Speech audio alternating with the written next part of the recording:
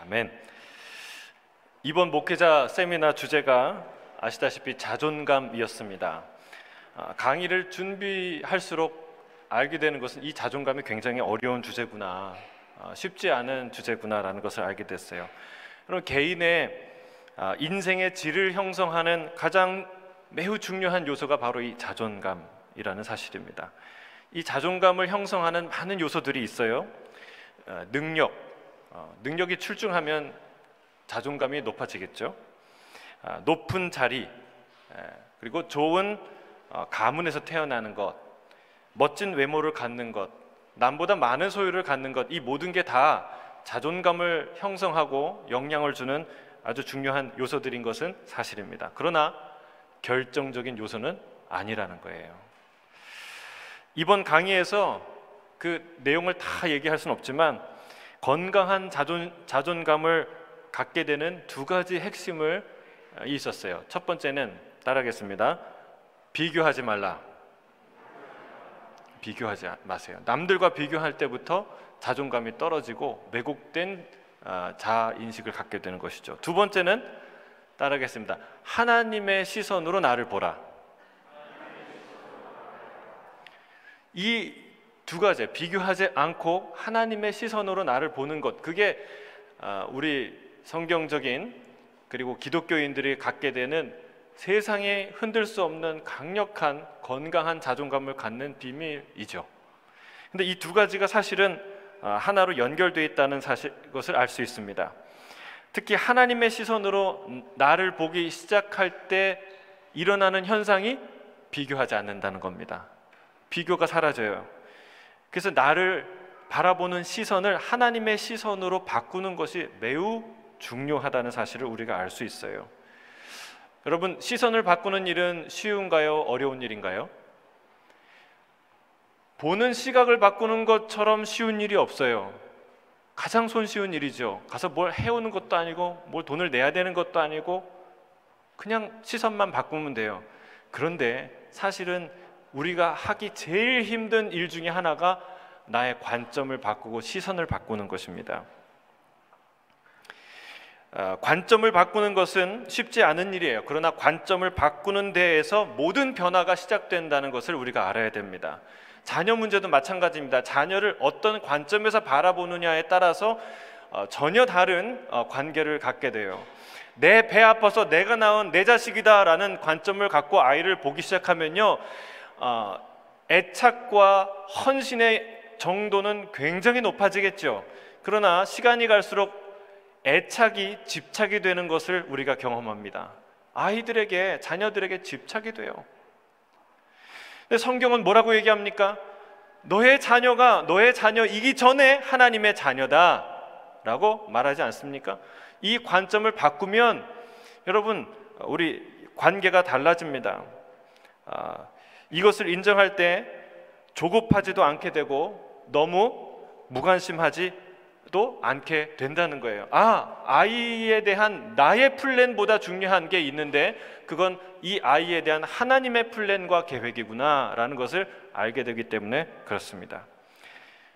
이 시선이 중요한, 관점이 바뀌어야 모든 게 바뀐다는 거예요. 그래서 우리가 부단히 성경을 읽고 성경의 말씀을 듣지 않습니까? 근데 중요한 게 있어요. 하나님의 관점, 성경의 관점을 들으면 다 우리가 배우게 되나요? 다 습득하게 되나요? 내 인생의 눈이 확 일순간에 변하나요? 그렇지 않다는 것을 우리가 경험적으로 압니다. 아주 오랫동안 내 안에서 서로 두 관점이 싸우는 것을 경험합니다. 하루는 이렇게 생각했다가 또 하루는 저렇게 생각했다가, 조금 아까는 이렇게 생각했다가 조금 있다가는 저렇게 생각하죠. 여러분, 누가 승리할까요? 어떤 관점이 승리하게 될까요? 중요한 게 있어요. 여러분의 의지가 승리하게 됩니다. 내가 뜻하는 대로 다 이룬다는 말이 아닙니다.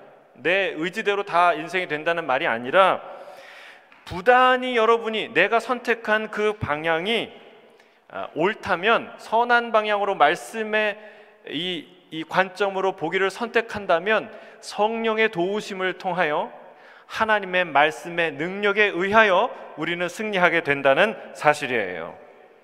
여러분, 이게 선한 싸움입니다. 지난주에 말씀드렸죠? 선한 싸움을 싸우라. 언제까지 싸워야 돼요? 죽을 때까지. 나의 레이스를 다 마쳐야 돼. 우리의 인생은 싸움이에요. 근데 그 싸움 중에 아주 중요한 싸움이 이 관점에 대한 싸움, 시선에 대한 싸움이라는 거예요. 내가 어떻게 나를, 내 인생을, 내 자녀를 바라볼 것인가. 성경의 시선으로, 하나님의 말씀으로 세상의 관점을 극복하고 이기는 저와 여러분이 되길 주의 이름으로 축복합니다. 특별히 오늘은 나를 보는 하나님의 관점에 대해서 우리가 묵상하게 될 것입니다.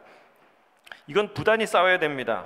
왜냐하면 이 시선이, 이 생각이 우리의 영혼의 매우 근원적인 태도를 형성하기 때문에 그렇습니다.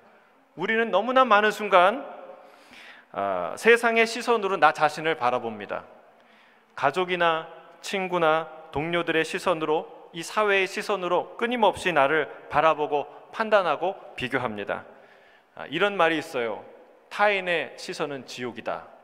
타인의 시선은 지옥이다. 하와의 마음을 흔든 사탄이 우리의 마음을 날마다 흔들고 헛된 세상의 기준으로 속삭인다는 거예요. 끊임없이 부추긴다는 거예요. 타인의 시선으로 나를 보기 시작하면 인생은 서서히 지옥으로 변해갑니다.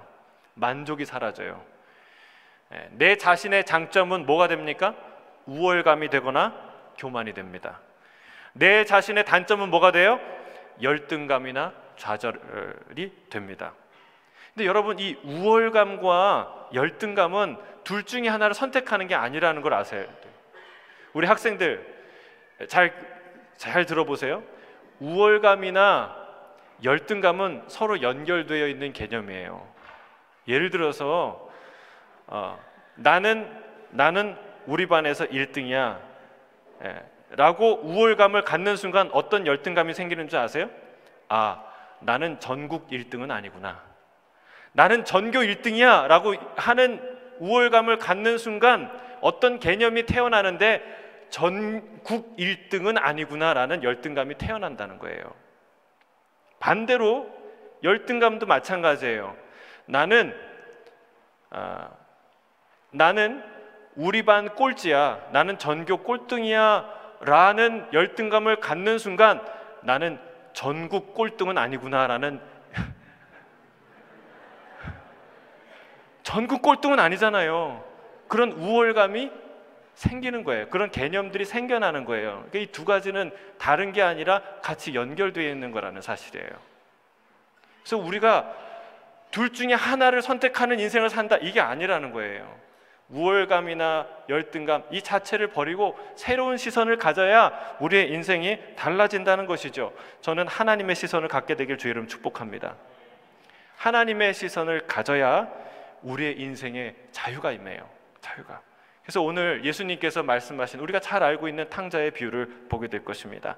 이 비유에 등장하는 아버지 시선에 초점을 맞춰서 우리가 이 비유를 보게 될 것입니다. 특별히 첫째 아들, 둘째 아들이 있는데 둘째 아들, 온갖 못된 짓은 다 하고 도저히 이해하고 받아들일 수 없는 그 아들을 바라보는 아버지의 시선이 어떠한가에 대해서 우리가 주목해서 볼 필요가 있어요. 왜요? 그 시선이 바로 죄인인 우리를 향해서, 바로 나를 향해서 바라보는 하나님 아버지의 시선이기 때문에 그렇습니다. 오늘 누가복음 본문 11절 12절 다시 함께 읽겠습니다.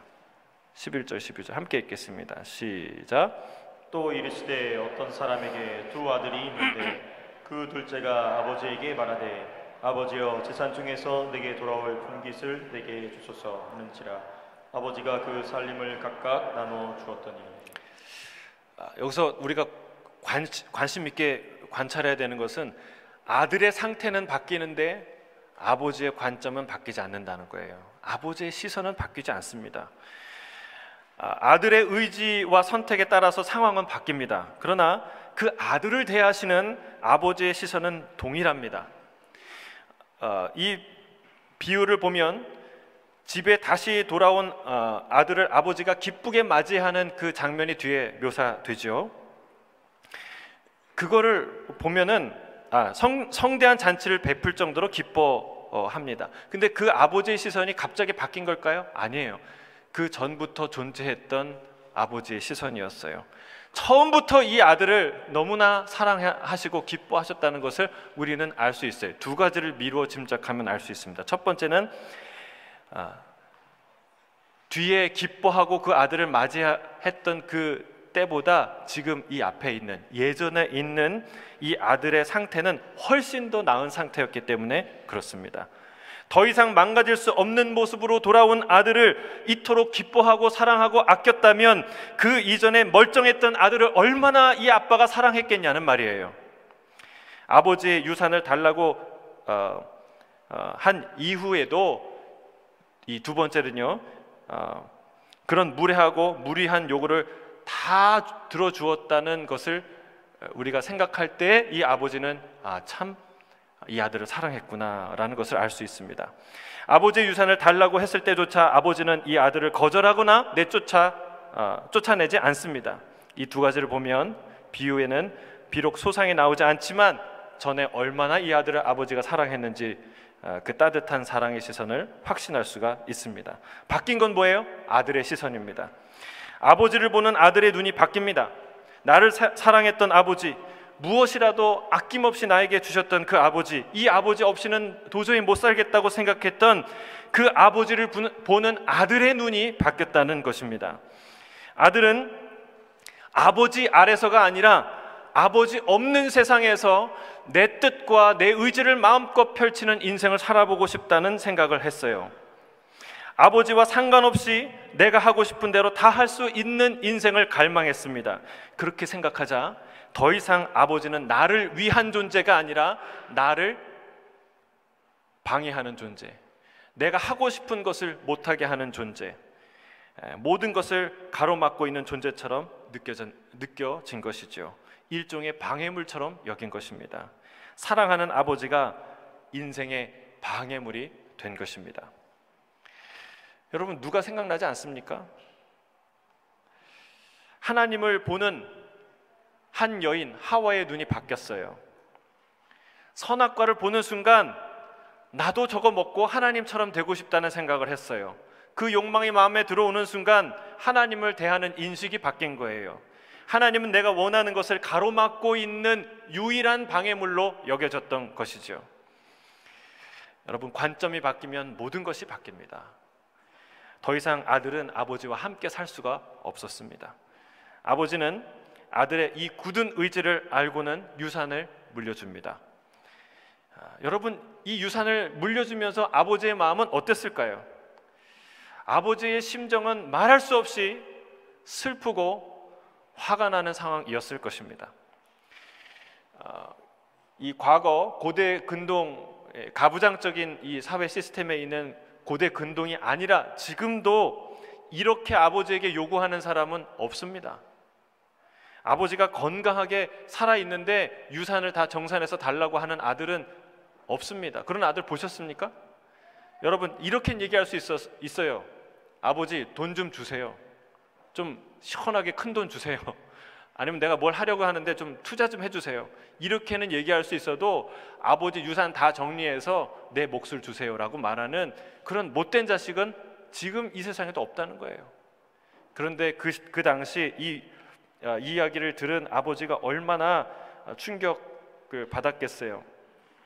유산을 정산해서 달라는 것은 다시 아버지 얼굴 볼 일이 없다는 뜻입니다. 참 못된 아들 아닙니까? 아버지가 자기를 사랑해서 이 청을 거절하지 못할 것까지 알고 아버지한테 요구하지 않습니까? 그런데 놀라운 것은 아버지가 이 아들을 쫓아내지 않았다는 거예요. 여기 쫓겨냈다는 말이 없어요. 오히려 그 아들이 며칠 지나지 않아서 자기 모든 유산을 가지고 나갔다는, 무슨 말이에요? 아버지는 조금 더 오래 있기를 원했던 거예요. 조금이라도 그 유산 정리하고 가는 길을 오래 있다가 나갔으면 좋겠는데 며칠 지나지 않아서 그냥 몽땅 현금화 해가지고 싹 들고 날아가 버린 것이죠. 여러분, 아버지는 아들을 쫓아내지 않습니다. 자기 발로 나간 것이죠. 물론 이 창세기의 아담과 하와는요, 쫓겨났습니다. 왜 쫓겨났나요? 하나님이 보기 싫어서 쫓아냈나요? 아니에요. 그들이 죄인인 상태에서 영생하는 이 생명나무 과실을 먹고 죄인인 상태에서 영원히 죄인으로 살까봐, 이 사탄처럼 마귀처럼 그렇게 살까봐 하나님이 쫓아내신 거예요. 아버지는 아들을 살리기 위해 무엇을 해야 될지 아셨고 그 일을 하기로 작정하신 것이죠. 아들은 아버지의 대적자가 되었지만 아들을 보는 아버지의 시선은 여전히 바뀌지 않습니다. 오히려 아들을 살리기 위해 더 놀라운 계획을 실행에 옮기기 시작합니다. 자, 오늘 얘기로 돌아와서 누가복음 15장 13절부터 16절이에요. 다시 같이 읽겠습니다. 13절 시작.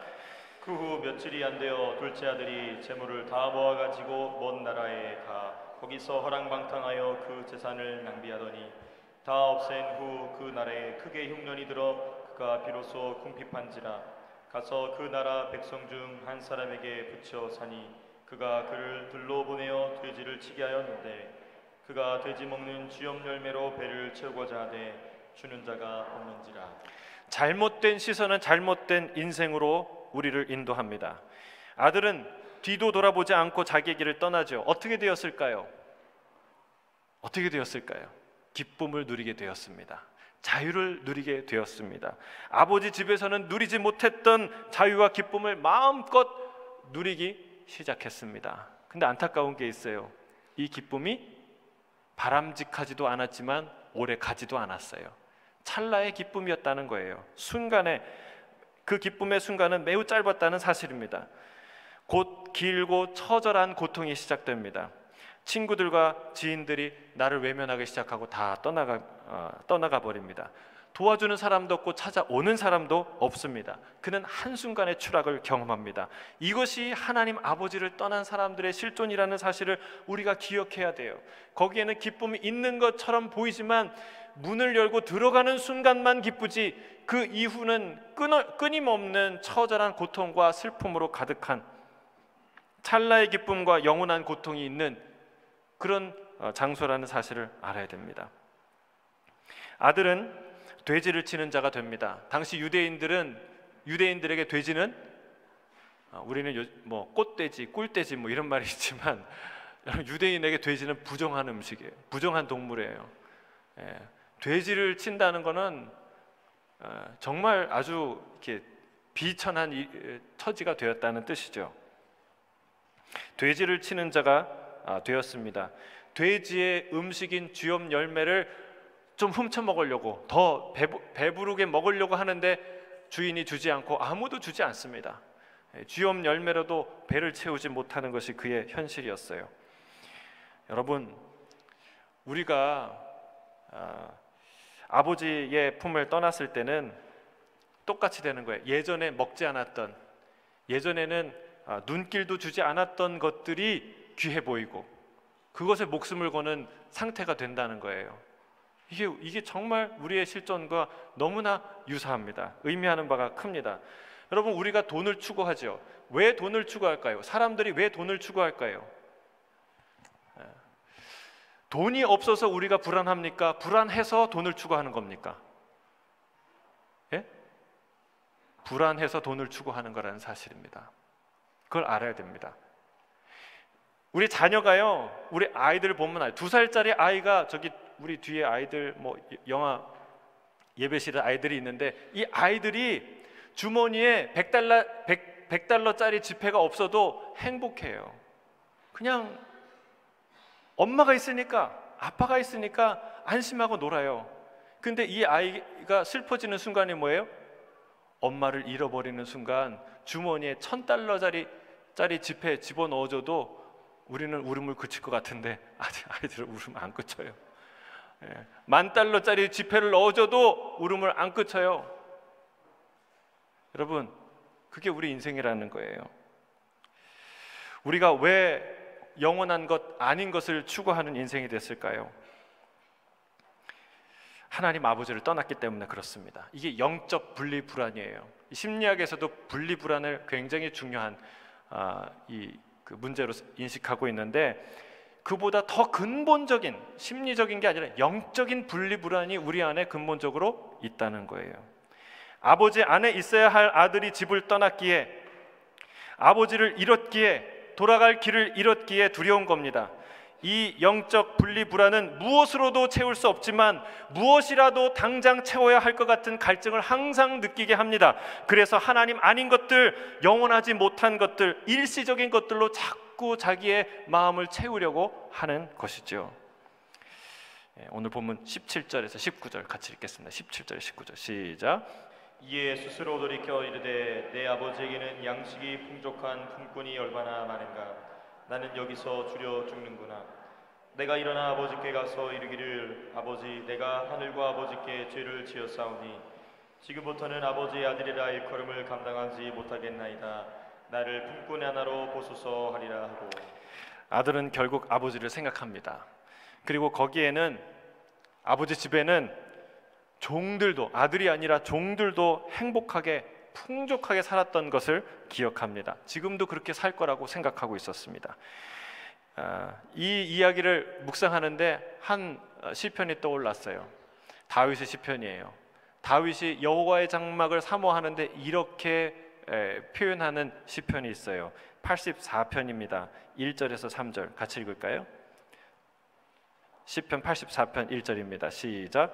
만군의 여호와여 주의 장막이 어찌 그리 사랑스러운지요.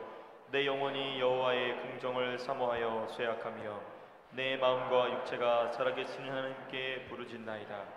나의 왕 나의 하나님 만군의 여호와여 주의 제단에서 참새도 질집을 얻고 제비도 새끼들 보금자리를 얻었나이다. 여러분 얼마나 아름다운 시편이에요. 저와 여러분이 하나님의 전을, 하나님의 임재를 이렇게 사모하게 되길 주의 이름으로 축복합니다. 근데 이 표현이 너무 아름다워요. 어찌 그리 사랑스러운지요. 그리고 내가 여호와의 궁전을 사모하여 쇠약하여져요. 정말 일주일에 주일날 예배드리러 오는 것을 너무 사모해서 시름시름 앓다가 그냥 막 한 걸음에 달려오는 주일 예배가 되길 주의 이름으로 축복합니다. 근데 그 하나님의 전에 사모함이 그 아름다운 모습을 뭐라고 표현해요? 거기에는 참새도 제 집을 얻고 제비도 새끼들 보금자리를 얻나이다. 무슨 말이에요? 여러분 하나님의 전에는 참새나 제비같이 하잘것없는 미물도 자기의 평화를 누리고 행복을 누리도록 하나님이 돌보신다는 거예요. 하물며 하나님의 소중한 딸, 소중한 아들은 얼마나 사랑하겠냐는 거예요. 얼마나 하나님이 기뻐하시겠냐는 거예요. 할렐루야. 여러분 그걸 생각한 거예요. 우리 아버지 집에는 그래 그 비천한 종들도 기쁘게 살았지, 풍족하게 살았지, 아버지가 그들을 사랑하고 존대하고 귀하게 여기셨지. 그게 이제 생각난 거예요. 어디에서요? 고난 가운데에서. 아들은 그제야 깨닫습니다. 그 고난을 다 겪고 나서야 깨닫습니다. 아버지의 아들이라는 위치가 얼마나 큰 축복이었는지를 깨닫습니다. 아버지의 집이 얼마나 행복한 곳이었는지, 아버지가 얼마나 많은 사랑을 갖고 계셨는지를 그제야 깨닫게 된 것이죠. 그는 용기를 내어서 집에 돌아갈 결정을 합니다. 남에게도 심지어는 종들에게도 인자하신 그분이 한때 아들이었던 나에게 은혜를 베푸시지 않겠는가라는 마음으로 돌아갑니다. 여러분 이건 매우 현실적이고 그리고 지혜로운 판단입니다. 이런 생각하시길 주의 이름으로 축복합니다. 근데 사단이 어떤 마음을 주는지 아세요? 그럴 바에는 차라리 죽지, 그냥 죽어버리지. 야 못하러 돌아 남자가 칼을 뽑았으면 말이야 그냥 현장 끝까지 가야지. 그거 아닙니다. 그건 절대로 하나님의 뜻이 아니에요. 하나님의 성령의 생각이 아닙니다. 사탄의 생각이에요. 하나님은 죽어버리는 것, 우리가 죽어서 없어지는 걸 원할까요? 아닙니다. 여러분 죄인이라도 하나님이 사는 걸 원하세요. 끝까지 원하세요.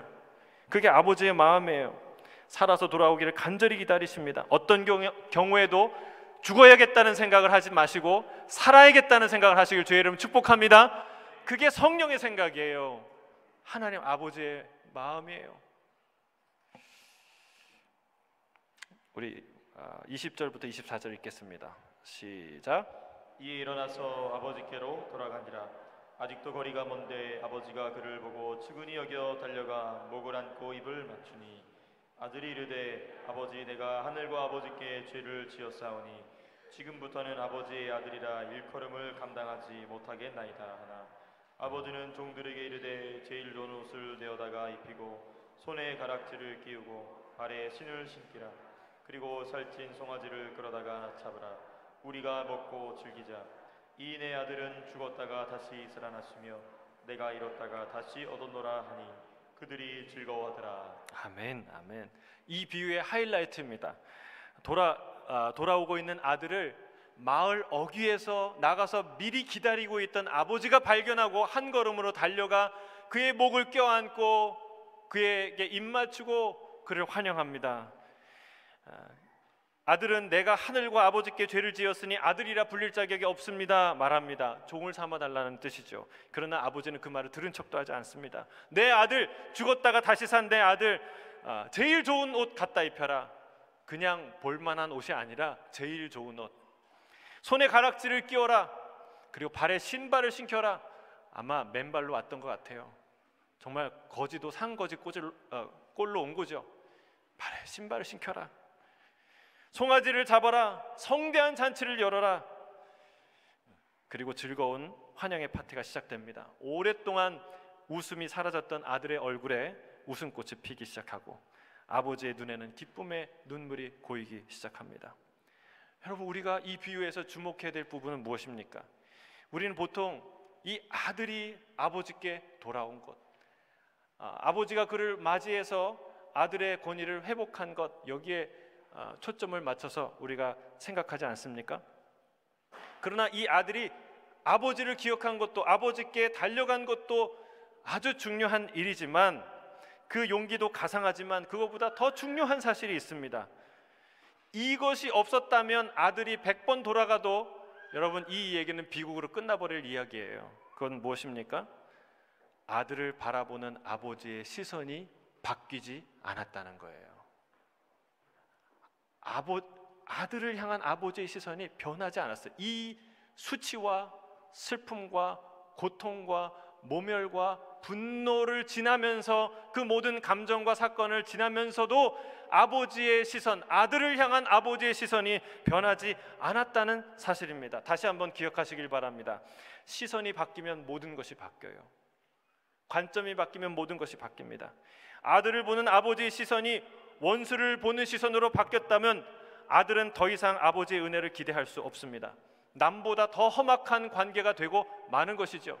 그냥 쫓겨난 정도가 아니라 목숨이 위태로졌을 수도 있어요.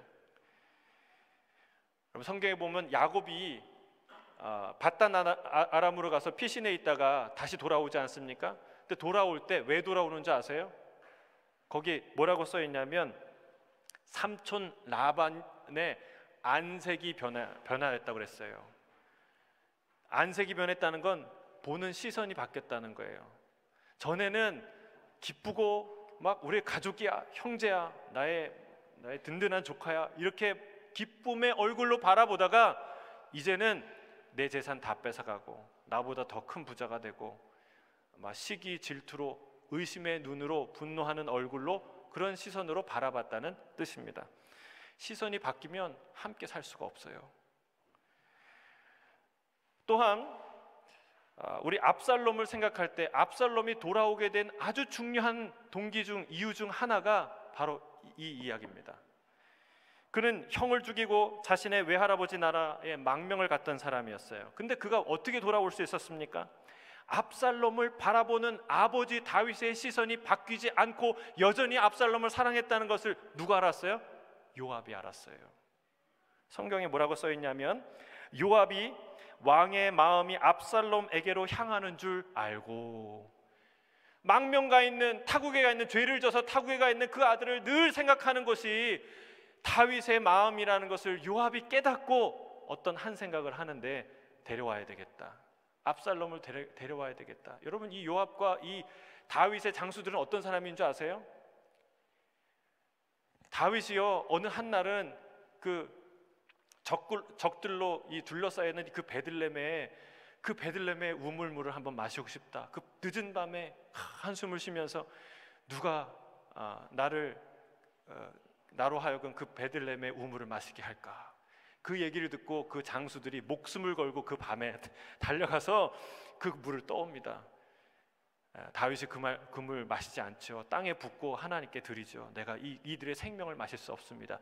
그런 장수들이에요. 그러니까 이 요압이 정확하게 알아본 거예요. 비록 압살롬이 중요한 죄를 짓고 망명을 하고 아버지에게 못된 일을 했지만, 그러나 여전히 다윗이 이 아들을 사랑하구나.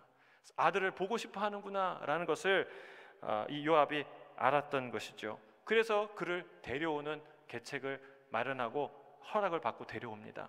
물론 당장 다윗이 못 봐요. 안 봐요. 왜 안 봤을까요? 미워서요? 아닙니다. 죽었던 그 아들에게 죽었던 첫째 아들을 생각했기 때문에 그래요.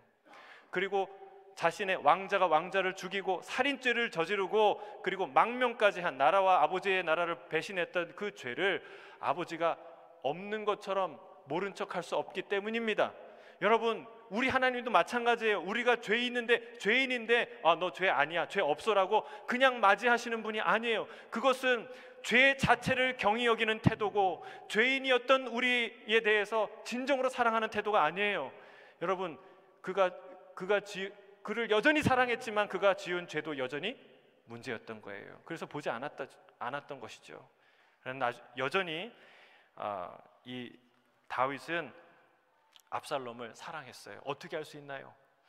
여러분, 나중에 압살롬이 자기를 배신하지 않습니까? 어떻게 해요?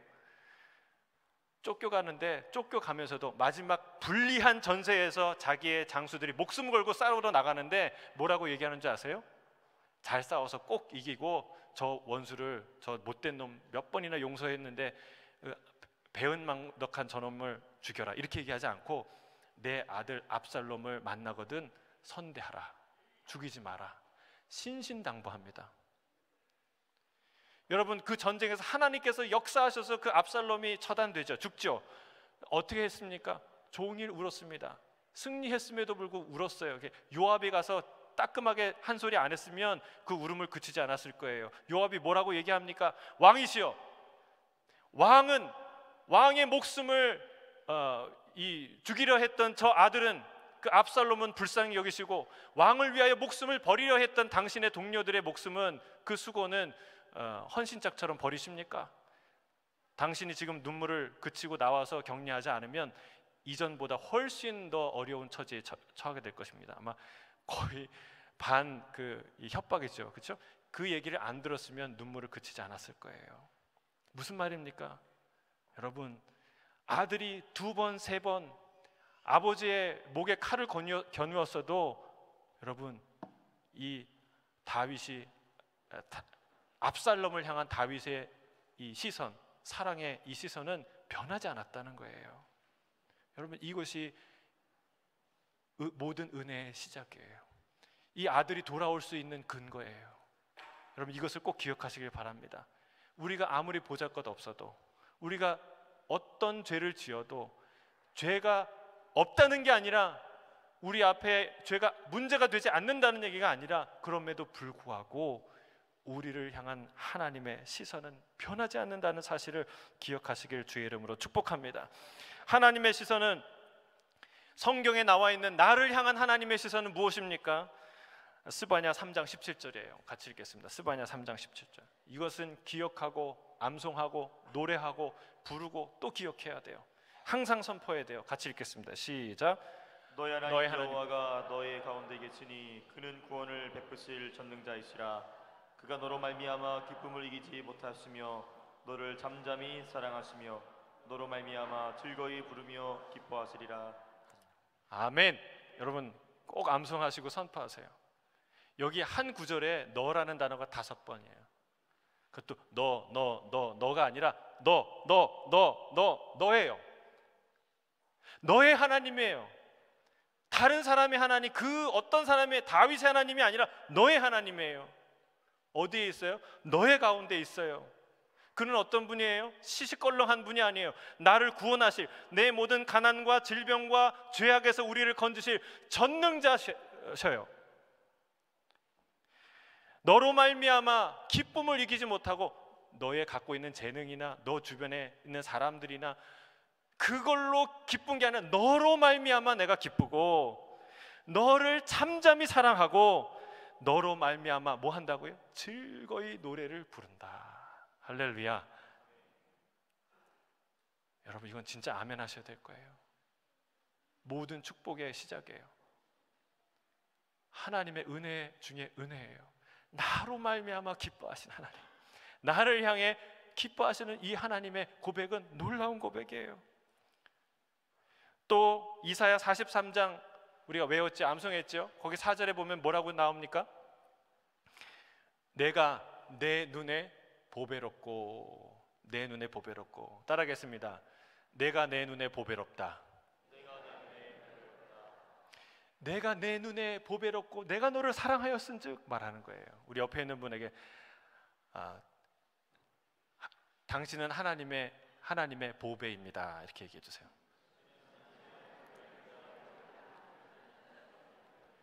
아멘. 아멘.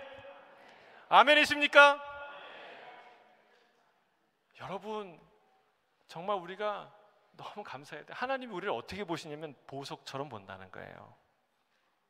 이 한심한 놈, 이 바보, 이 죄인, 이 더러운 놈, 이렇게 보지 않는다는 거예요. 여러분, 그걸 어떻게 알 수 있습니까? 우리가 요즘에 레위기를 큐티하는데, 그래서 꼭 제가 말씀드렸죠. 생명의 삶 큐티해야 돼요. 더 바이블 한다고 이거 포기하면 안 됩니다. 레위기라고 큐티하는 거 포기하면 안 돼요. 여러분, 이 레위기 8장에 놀라운 사실이 선포됩니다. 제사장에 대한, 이 제사장을 기름 부어 주는 그 장면인데, 인간의 입장에서 제사장을 보면 하나님 같은 존재, 그렇죠? 하나님을 대신하는, 하나님의 이야기와 메시지를 우리에게 전달하니까, 그렇죠? 그런 존재. 근데 하나님 입장에서 제사장은 누구냐면 이스라엘의 온 회중을 대표해서 다 한꺼번에 예배드릴 수 없으니까 그 중에 택한 한 사람이에요. 근데 그를 관씌우고 그를 옷 입히는 그것은 하나님이 제사장을, 그 제사장이 대표하는 그 백성들을 어떻게 바라보시는지에 대해서 나와 있는 게 그 제사장의 규례예요. 특별히 하나하나를 우리가 다 살펴보는 것도 의미가 있지만, 정말 이번에 큐티할 때 내 마음에 와닿았던 것은 뭐냐면요, 제사장의 흉패, 가슴에 메고 있는 거예요. 여러분, 가슴에 뭘 맵니까? 흉패인데요. 그 흉패가 어떻게 생긴지 아세요? 뭘로 만들어진지 아세요? 우리 학생들 알아요? 바이블 스터디 때 배웠어요? 제사장 앞에 흉패가 있는데 거기에는요 12개의 보석이 박혀 있어요. 12개의 보석. 근데 그 보석에는요 이스라엘의 12지파의 이름이 새겨져 있어요. 이게 무슨 뜻이에요? 제사장이 온 회중을 대표해서 하나님 앞에 나와요. 하나님은 이스라엘을 만나는 거예요. 근데 이 이스라엘을 하나님이 어떻게 바라보신다는 거예요? 보석처럼 본다는 거예요.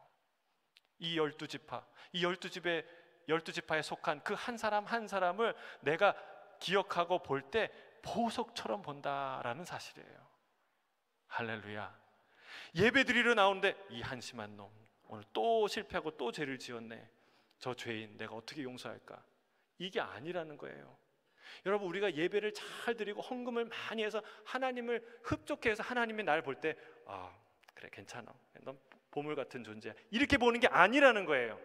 하나님이 오늘 처음 나왔건 내가 어떻게 삶을 살았건 돌아온 탕자처럼 내가 한 번도 아버지 품을 떠났다가 다시 안 돌아왔는데 오늘 처음 나왔건 매일 나왔건 상관없이 주님 앞에 올 때 뭐처럼 본다는 거예요? 보석처럼 본다는 거예요. 너는 내 눈에 보배처럼 보인다. 여러분, 이걸 꼭 기억하시길 주의 이름 축복합니다. 이 싸움이요 평생 가는 거예요. 나는 자존심이 높아, 자존감이 높아.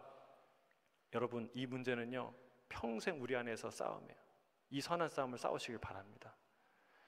이 하나님의 시선으로 나를 보기 시작할 때 우리 안에 있는 절망과 슬픔과 비교와 판단의 생각이 떠나가게 될 줄로 믿습니다. 여러분, 이 시선이 근본적으로 나를 바꾼다는 거예요. 다른 것은 절대 잊어도 이건 잊으면 안 됩니다. 둘째 아들이 돌아와서 아버지와 함께 살 때 항상 좋았겠습니까? 아버지가 둘째 아들 볼 때 항상 웃었겠습니까? 마음은 항상 웃지만 때로는 불편한 얘기도 하고 때로는 야단도 치고 하지 않았겠습니까? 그러면 에이씨 이럴 줄 알아서 그리고 또 나갑니까? 아니에요. 그렇지 않아요. 여러분, 성경에도 사랑하는 아들을 훈계한다고, 채찍을 든다고 말하지 않습니까? 아들이 그렇게 훈계를 받을 때 다시 떠나지 않습니다. 왜요? 이제는 누구도 흔들 수 없는 확고한 믿음이 그 안에 있기 때문에 그렇습니다. 정확히 말하면 시선이 바뀐 거예요. 나를 사랑하는, 나를 기뻐하는 아버지의 시선에 대한 분명한 믿음이 생겼기 때문에 아버지가 뭐라고 얘기해도 상처가 안 돼요. 아, 그러시는구나, 내가 뭘 잘못했구나, 고치면 되겠구나, 이 생각하는 것이죠. 여러분, 우리 인생에 고난이 와요. 우리가 다 잘할 수 없고 잘 살 수 없어요.